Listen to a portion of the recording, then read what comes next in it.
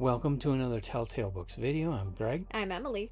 and we're continuing our Dangerous Visions read through. Mm-hmm. Reading we want to go through all through volumes ultimately, but we're starting with the very first volume, and this is the um, recent reprinting of Harlan Ellison's Dangerous Visions anthology, which was originally released in 1967. And the point of doing this was to try to change science fiction, speculative fiction Mm-hmm. is how Ellison would have called it. The point of doing it was to try and change it and to try to give authors a place where they could publish stories that they were not able to publish in the regular magazines because of taboos Mm-hmm. or whatever reasons. And a lot of the stories, like the one we're talking about tonight, was actually written for Dangerous Visions, Yeah, specifically. but it was written with the idea of writing a story that there's no way in hell could have been sold to analog. Tonight's story is the fourth story from Dangerous Visions, reading from beginning Mm. to end. And it's called Riders of the Purple Wage or The Great Gavage by Philip Jose Farmer. Now, little about Philip Jose Farmer to get started. He started publishing in 1952, I think it was. Let me check. 1952, with a story titled The Lovers. Was that story also on crack? No, Okay. but 1952, he writes and tries to publish and has a really difficult time publishing a story about an Earthman who gets sexually involved with an alien woman. Oh no, an interracial couple. Yes. Oh darn. And well, even Well, just sex in yeah, 1952, yeah. he got bounced from every major science fiction magazine. Taboo. That's too much. Finally did get it published in Startling Stories. Mm-hmm. So Philip was a farmer. Stories. Yeah. Oh no, it's sexy time with an alien. Sorry, that's hilarious to me. And now we make that smut for mass market, and girly, the little book talk girlies eat it up. Yes. But 1952, his second sale, his first science fiction story, and he's already writing a Dangerous Vision. Yeah. He's already getting kicked He's, out of the offices of every editor because he they might get just can't. arrested as a sexual pervert. Exactly. I mean, they couldn't even publish Lady Chatterley's Lover in 1952. That's It true. wasn't until the early 60s that it was finally published, and only after court cases fighting the obscenity laws. So for Philip as a farmer to publish that story in 1952 was a huge, huge feat. Yeah. So this guy was willing to put his neck on the line and Risk it go all. way out on the edge with his fiction right from the very start. Hmm. Okay, Farmer in most of his fiction was he was in love with pulp fiction. He was in love with Edgar Rice Burroughs, Tarzan, Barsoom. He loved all that stuff. He loved the mystery writers. He loved all the pulp fiction. He loved Jules Verne. Hmm. Um, wrote a continuation of the Phileas Fogg story, Yeah. which I know you probably don't like, um, but he was just really into all that, Hmm. the scientific romances, the early pulp science fiction, Hmm. and he brought all of that into a lot of his fiction, even to the point of writing his own version of Tarzan during the Hmm. 1960s, Interesting. which he had to do because he couldn't write Tarzan novels because he couldn't get the licensing to the names. Yeah. So to write that kind of novel, he had to just change all the names as do his own thing. But it's Yeah. pretty transparent what he did. Yeah. So um he kind of got into that where he was doing those kinds of mashups of pulp fiction. Ultimately publishing the Riverworld stories, where he has this river where everybody who has ever lived on Earth is reincarnated Oh, along the banks of this river. interesting. And so he brings in the characters of Mark Twain and Richard Burton and Mm-hmm. has his main character interacting with all these famous people going on this quest to try and find out who was behind this river world and what it was all about. It Interesting. became a long series, Hugo winning series. Um, this guy was writing stuff that was just gonzo science fiction. This stuff was way out there. Nobody was doing anything like Philip A. Farmer. It was Yep. just so different from anything anybody else was doing. I sure got that vibe from this Yeah. story. So Harlan Ellison contacts him and says, "You want to write a story for Dangerous Visions, an anthology where He that said, is all about "Oh, taboos?" hell yeah, I do. Let me show you what I can write." So, synopsis of Riders of the Purple Wave. Oh, Craig, what the fuck did you make me just read? I actually enjoy experimental stuff. I have been. Like, I really enjoyed Naked Lunch, which was the first, like, most experimental thing I ever read. Hmm. This one I had to treat differently. So just disclaimer, this has more plot to it than Naked Lunch did. Right, There is a consistent theme and plot and repeating characters that happen in this story. So I couldn't read it like poetry like right. I did with Naked Lunch. Hmm. You actually had to follow something. Hmm. So bare bones of the plot is there is an artist who is trying to get a grant so he doesn't have to leave Beverly Hills Right, because he can't afford to live there anymore. right. And his mom lives with him, and his great grandfather, who is a hiding criminal. Because he's supposed to be dead. Yeah, who faked his own, who was a criminal, committed a crime, faked his own death, and lives in his house. Hmm. And he's trying to get this grant, and he has a gallery showing in the afternoon.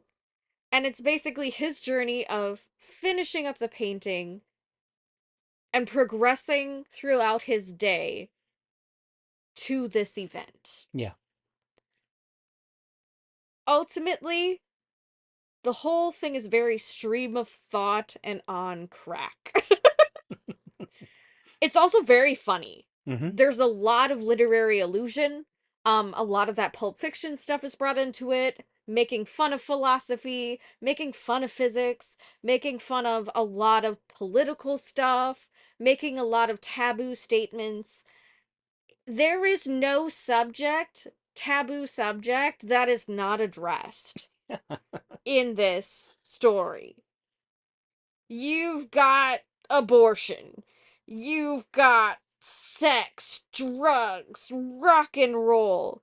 You've got cultural appropriation done very inappropriately and very intentionally.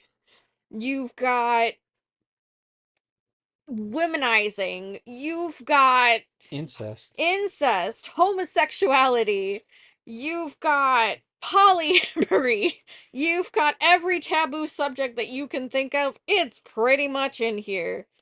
Bestiality is mentioned. Like, everything is on the table here. Hmm. I can't even with this story. Like, I enjoyed it. Freaking top tail for me. Yes. But holy shit. Yeah. It So, content warnings. If you're sensitive to any kind of content warning, all it's in there. all the trigger warnings. There's body horror in this. Yes. There's situational humor. There's blasphemy of every kind. Not Sexism, just, racism. yeah, racism, not even just like blasphemy against Christianity. There's blasphemy against the Muslims. There's blasphemy against Buddhists. There's a whole religion in there that shouldn't exist. Yeah. Like, it is insane. So, there's nothing this story does not touch on. And a lot of the world here is probably more important than the actual plot. Yeah, it's really interesting. It's more about building this future world, I think, because what you have happen is the government institutes this is supposed to be in the future. Hmm. Okay. Now, mind you, this was written in 1967. 66, somewhere in there, Yeah. before the book was published in 67. The government institutes a basic income for everyone Yep. because everybody's out of work due to robots and machinery Mm-hmm. becoming so good that they don't need employees anymore. So everybody's out of work. So the government institutes a basic income for everybody across the board. Everybody just gets enough money to live, period. Even Yeah. if they want to just sit on their ass all day, It's every like day. everybody's on Social Security, basically. It's Yeah. fixed income. Which, of course, we've been talking about Yep. realistically in our world. Yep. Philip, as a farmer, is imagining that and imagining what the world would be like if that happened. Mm-hmm. He also, 1960s, you had a lot of sexual liberation Yep. going on. He takes that to an extreme, Absolutely, he does. and just whatever kind of sexual aberration you can think of becomes sanctified by, what's the name of the religion? I can't remember. It starts with a P It's or has a P in it. it's not polyamory, but it's No. like that. It's a polytheistic Yeah, one. it's one Yeah. that basically says all sex is good sex, Yeah. Just do and there whatever, are man. no moral restrictions to Yeah. what you do, and that's why you have this world where um, mothers are having sex with their sons, Mm-hmm. It's and it's just okay. whatever. Yeah. It's normal. Yeah. It's considered normal. hmm Everything is normalized. Everything is okay, Yeah. which once again relates to a lot of what's going on in our world today, Mm-hmm. where you have a lot of people going down paths that in the past our religions and even just general society said that was bad. You Mm-hmm. should not do that. That's, Mm-hmm. evil. You're going to hell. You're a terrible person if you're acting Yeah. that way. And now today we have a lot of people just deciding to try those things. Mm-hmm. But I think what Farmer was trying to say is that in his world, it comes about because basically people have nothing else to do. Yeah. The work is gone. They have Yeah. no sense of They have no sense of purpose. purpose. Yeah, they have no sense of purpose. What point is there to life when you don't have work, you don't have anything you need to do? You're just told, here, live. Yeah. What are you going to do?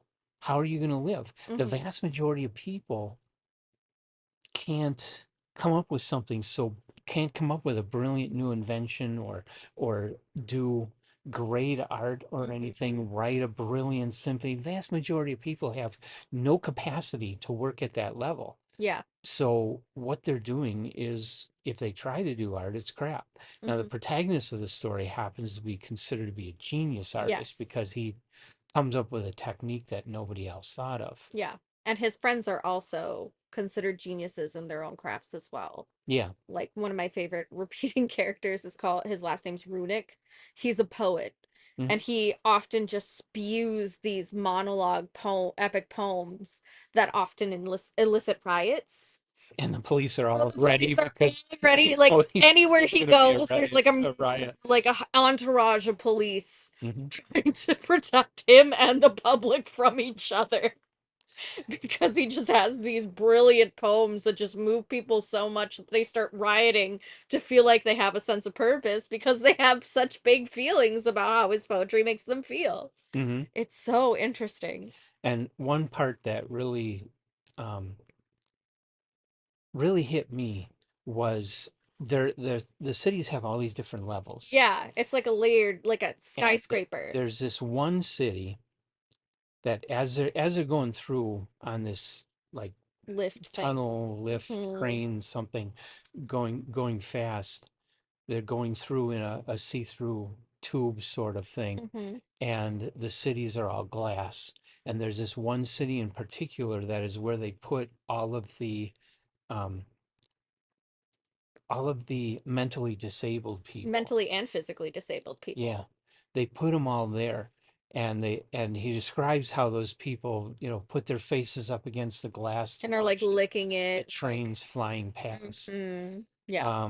That was I wish he would have gone into more detail about that because that was a fascinating aspect of the world that they Yeah. corral all these people and stuff them in this place, Mm-hmm. and they just stay there Yeah. and can't get out. They're basically in an internment camp. Mm-hmm. And it's just that like that segregation Hmm. of people who are so other, so different, or so beyond quote unquote useless to their society. Hmm. Because of the advancement of technology, everyone is technically useless. Yeah. But these ones are exceptionally so in their world. Hmm.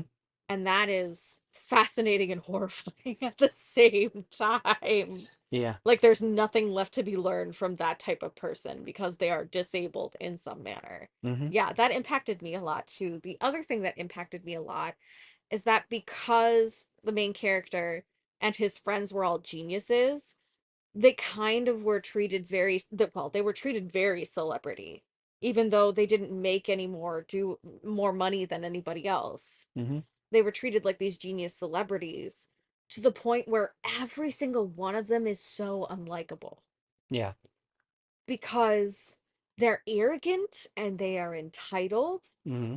And it's like what we're seeing now, where we're starting to finally see a lot of celebrities who have not had accountability for so long actually Yeah. face some of the horrible things that they've done, like the controversy with P. Diddy, or, any number of people we could talk about in cancel culture. And we're starting to see that accountability come about, but for so long, they were untouchable Hmm. because they were put on such a pedestal for Hmm. what they had been able to accomplish Yeah.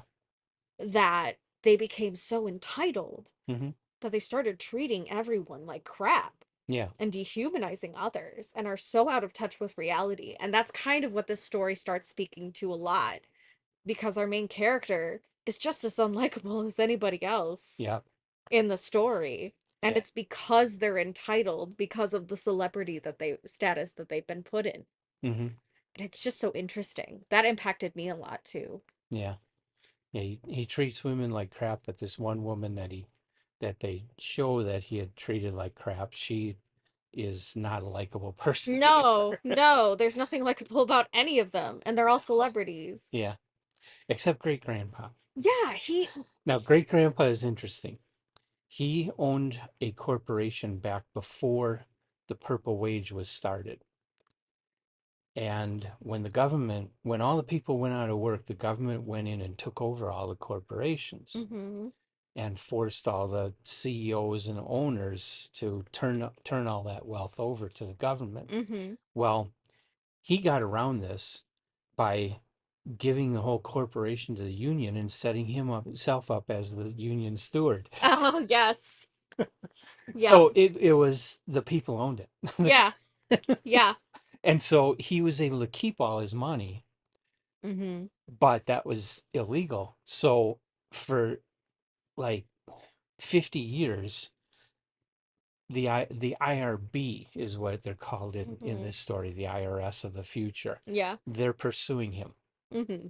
There's no reason for the IRB to exist anymore because nobody has anything but basic income, Yes. Except except they want to because get great his grandpa. money. Yeah, they want great grandpa's money. So That is the so only reason they continue to the exist. bureau only continues to exist until they catch him, and he's supposedly dead. Yes. But they don't believe it. So they uh, continue to exist. And he actually faked his death. So yeah. like they have good reason not to believe it. Uh, But yeah, it's basically, and the so money so itself what is does he do completely rendered useless when the because they don't use that well? tender anymore either. Yeah, but then when they find him and find him alive, they go to dig up his casket to find out who's there, Hmm. and that's where all the money was. That was where the And money it was the had a whole time. trigger bomb underneath it, Yeah. so it all blows Yeah, up and blows everybody else up. and puts them all out of work. And great grandpa gets the last laugh. And of course there goes their court case because they can't prove that the money even existed Yep. anymore. It's absolutely It's hilarious. a great satire. Like there's a lot of humor in this. It's dense though. It's very Hmm. dense. Hmm. It took me a once through of reading it, and it took me a while to get through this one, and then I needed several days to process I wanted to do a second read through of this to make for this video, and I couldn't because I needed so much time to process what I had read and to piece it together because it is very stream of thought. Hmm. And there's a lot of caveats, there's a lot of rabbit trails, there's a lot of metaphor, there's a lot of philosophy, there's a lot of literary allusion, there's a lot of cultural appropriation, there's a lot of puns and play on words. Hmm. There is a lot in this story.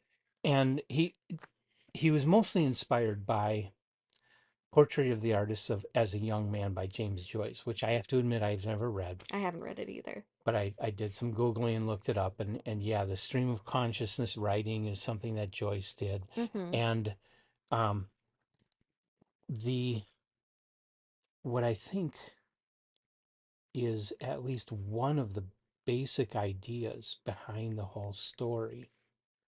Consulting the scrolls. Got that right? Mm-hmm. Somewhere in here I have a Dangerous Visions Do note. intermission music while you consult the scrolls. Okay, that's not what I'm That's not the looking one. for. Shoot, I know I put it in here somewhere. It's around. It has to be. Here we go. Yay. One of the characters says at one point in the story, "Are we to understand that everything is a big pile of shit, but that art makes a strange sea change, forms it into something golden and illuminating?" I think that is what Philip Jose Farmer is trying to get at through the whole story. Mm-hmm. That through art, we take all this mess we have around us and we make it something, um, well, not necessarily beautiful, but compelling or interesting or intelligent or Thought important or provoking, thought provoking or meaningful. yeah, Mm-hmm. whatever it's trying to achieve as its aim, it makes it something other than just crap. Yeah. Yeah. It gives people purpose and meaning, especially Mhm. in the extreme circumstances that he's written about. Yeah, in this book there is nothing else. But to pursue the arts or What are these drink people yourself living to for? death. They sit and watch television, They have sex. which is called Fido. It's Fido. basically like your cell phone. Yeah. Yep. They have this Fido device that they wear Yep. and it connects them to everything, and they're watching TV on that Mm-hmm. and walking around. They go and collect the things that they need. I forget what that's called, but there's a like a store they all go Mm-hmm. to where they use their purple wage credits to get the basic needs of life, Mm-hmm. go back home, and they're watching their Fido, and that's their whole life. And they That's sometimes go out everything. drinking Yeah.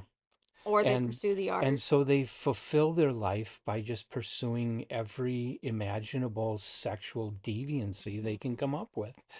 Sex, Um, drugs, and rock and roll. and starting these weird religions Mm-hmm. and just Trying to find purpose. yeah, It's all is the seeking of purpose.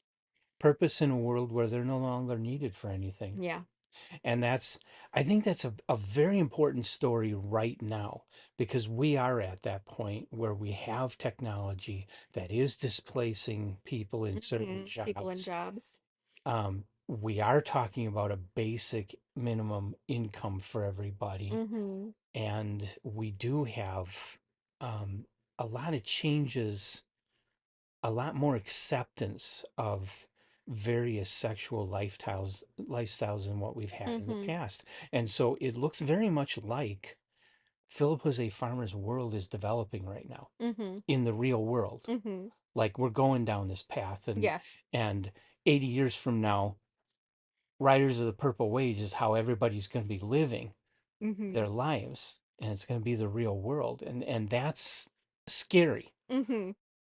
Not to say that certain things we're doing are necessarily bad, but we need to do a lot more deep thinking Yes. about how we're doing it and where we're going with it before we Exactly. go and just put it out there and cause the problems to develop Yes. and push us into this world. What do you think?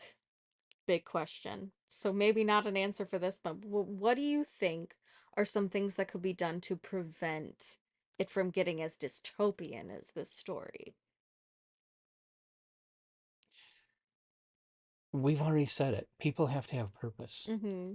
Maybe that doesn't mean working in a factory. Mm-hmm. Maybe it doesn't mean working at the checkout at Pick and Save. Mm-hmm. Um, Everybody can't be artists because not everybody has the ability Mm-hmm. to do good creative work. Mm-hmm. Um, Sturgeon's law comes into play. 90% of it is going to be absolute crap. Mm-hmm.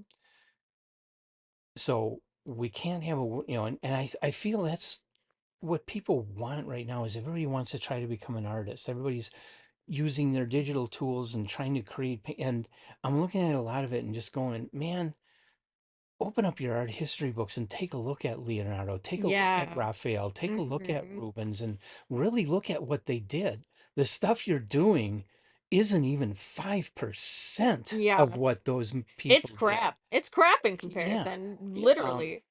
for writing, Mm-hmm. all the people that are writing fantasies and science fiction right now, open up Ballard, open up Farmer, open up Ellison, open up Le Guin. Mm-hmm. Really read this stuff and really think about what they did and compare it to what you're doing. And you're going to see, once again, Sturgeon's Law shining in the darkness that your Mm-hmm. stuff is crap, Yeah. that I you're think that not good. I think the answer is even simpler than that. I think the purpose needs to become the pursuit of knowledge. Yeah, I think that's really what it ultimately becomes. but Like everybody, humans need everybody needs to stop focusing on, oh, I'm going to be an artist, Oh, you yeah. know? Because there's all different types of knowledge. That's what Yeah. I'm saying. It's a pursuit of knowledge. That becomes the ultimate purpose Hmm. of a human. What type of knowledge is what the individual has to choose. And then there's those aspects of our society that maybe I'm being short-sighted, but I don't think technology can replace it, like the ER doctors. Yeah, you need a lot of human gut instinct discernment for Robots are some of not those going to things. robots are not going to handle that. No. You need a person who can handle that emergency and think Mm-hmm. it through and solve things on their feet Yeah. without running a million tests and Hmm. such And and sometimes have very literally outside the box guess. creative solutions Hmm. to things. Yeah. And of course, we still need scientists. We still need mathematicians. Hmm. Mathematicians especially. Guess what computers run on? Math. Yeah. You need that to exist before the computer. Yeah, if you're relying on the computer for the math, you got it backwards. Mm-hmm. Okay? Going to a physics class, at least the physics class I took in college, you didn't use a computer. Mm-hmm. You had to think it through. You had to do it on Yep. paper and pencil and your head. Yep. I remember studying for a test, me and this one other guy in class, we found a lecture room that was empty during certain hours. Mm-hmm. So we would go there every day and we would work on the chalkboard, working out the problems Mm-hmm. that we knew we would face on the test, helping each other to figure it all out. Mm-hmm. And that went a long way. We weren't using calculators, we weren't using computers, we were using our heads and a chalkboard Mm-hmm. and working the stuff through. And that's ultimately how everything moves forward. It doesn't move forward by relying on computers or machines Mm-hmm. um, or having a basic income. Mm-hmm. People need a purpose. They need something to do. They need to have a reason to keep living and keep going. Mm-hmm. And without that, civilization will stagnate and just die. Yeah. And I think that's a really good thing too. It's not just the purpose being the pursuit of knowledge, it's also the purpose of being intentional in community, Hmm. which is what is lost in this kind of story, where everybody's very like bare bones, very disassociated from each other. And that's the other thing we see today, Mm-hmm. where people come to a family gathering with the phone in front of their face. Yes. Yeah, people addicted to their phones and not actually having person to person, face to face human interaction. Mm-hmm. Not to be a Luddite. I mean, I think it's great to have technology to be able to communicate with people who are far away as well. Yeah. But it's being intentional about those interactions. Mm-hmm. It is to build connection, Mm-hmm. not to just have this very surface level, superficial connection with people. But people like us put these videos out there where we beg you to put comments at the end of the video in the comments section. contributing to these discussions and we get nothing. Mm-hmm. And I think there is some fear of being vulnerable in that, which is a very human emotion. But there's also the safety of being behind a screen. Hmm. Maybe so, but Philip Jose Farmer, if he had any fears, he kicked them out of the house and into the doghouse before Mm-hmm. he sat down to write this story. Yes. He did not listen to his fears. He forged ahead Mm-hmm. and wrote this story. Yeah. And that's what you got to do. Yeah. Ultimately, yeah, maybe you are going to get criticized for something, but the world doesn't move forward if you stay silent. Mm-hmm. You gotta open your mouth. Mm-hmm. Well, and a lot of people, I think too, there is the issue of just because you have an opinion doesn't make it relevant. It's always valid. Every opinion is valid, but it is not always relevant to the subject matter. Yeah, And so it's just the discernment of that, I think, makes it a little bit more of a gray area where people are but afraid that's to have those interactions and things. I don't necessarily I want to think go that's so a far. matter of teaching people then how to respond. Mm-hmm. If you're not responding to a discussion in an appropriate way, then you need to, there again, you need to be listening to the discussion Mm-hmm. and interacting with the discussion that way by hearing it and thinking. And Mm-hmm. then when you make your comment, you're commenting on what was said, and your comment is going to be relevant. Mm-hmm. Your comment only is irrelevant if you haven't been paying attention. Mm-hmm. Well, and I think too, there's this issue people run into of oh, what's it called? Imposter syndrome. Yeah, Where you have to sit there and analyze, is that really what I think though, or am I just answering to respond? Or like, is that really my philosophical, or am I just playing devil's advocate? Either way, maybe it doesn't matter. yeah. Maybe you facilitate a great discussion by behaving as if you're arguing in the other direction. Hmm. You never know. Hmm. But the fact of the matter is having the boldness to express it. Hmm. But we can't make anybody do anything. No. We're just here to make suggestions. Our Yeah. opinion is that we have opinions are immunity to being told that it's a no or that it's wrong. And Mhm. ultimately, we're here in this video to talk about a story that is a dystopia, but which raises all these questions Yes, it is and very really deeply makes philosophical makes you and take a political. satirical look at what could happen if things go on, which is Hmm. what science fiction is all Yeah, about. it's a big If hypothetical what if story. if this situation comes into existence, how is it going to affect the people? That is what science fiction is really about. Hmm. Your space operas are not really science fiction, even though they're involving spaceships. They're great dramas, though. Yeah, science fiction is all about what if this happens? What happens to our society? What happens to people? What happens to individuals? What happens to groups? Hmm. How does it affect them? How Hmm. how is it going to change things for better or worse? Yes, And this story does that in spades. absolutely. And it is for sure a dangerous vision. Oh yeah. So freaking dangerous. Don't let your children read this. This is not for children. It is a heavy work. There's a lot to trudge through, but if you stick with it, it's a very interesting and rewarding story. Yes. Definitely a top tale for me. It won. What all did it win? Whole bunch of stuff. I I don't don't know. think I mentioned this is the 51st work that um, Philip Jose Farmer wrote, published, and was published in October of 1967 in Hmm. Dangerous Visions. And it is a novella, so it's not all that short. It won the 1968 Hugo Award for Best Novella, Hmm. and it was a finalist for the 1967 Nebula Award, which means it didn't win, but it was in the top five or something Hmm. for Best Novella. And if I remember right, the 1968 Hugo Award was awarded to him, and it was like a tie between him and a story by Samuel Delany, I believe. So, this story Hmm. was, I mean, when he was writing it, he was probably thinking he was just going to piss everyone off, Hmm. including Harlan Ellison. Yeah. Harlan Ellison read it and went, "Holy shit! Pissed This himself. thing, this thing Yeah. is incredible," Mm-hmm. and published it in Dangerous Visions. And the people who read Dangerous Visions went, "Holy shit! This is the best thing we've ever Yeah. read," and just gave it awards. Yeah. So this is one of those, I put it as my what the fuck did I just read story, along with Naked Lunch, Mm-hmm. but very much worth the effort of trying to read. Top Especially if you Tail. really love experimental stuff. If you love things that make you feel things. If you love being pissed off, pissed on, and pissed around. Uh-huh. It is absolutely all that and more. Mm-hmm. And a bag of chips. Yeah. But you never hear about Philip Jose Farmer No, anymore. He hasn't been dead I all that never many heard of years. him.